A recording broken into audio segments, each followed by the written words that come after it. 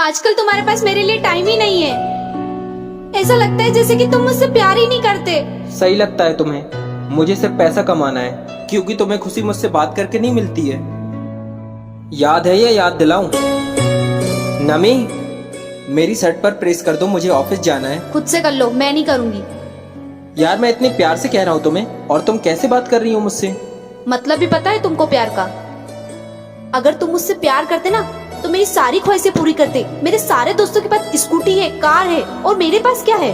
कुछ नहीं। जब मेरी ख्वाहिशें पूरी कर पाओ ना तब मुझसे काम करवाना।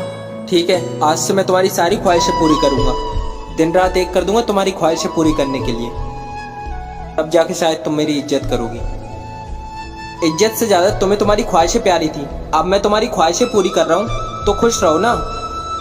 क्यों चाहिए प्यार मेरा?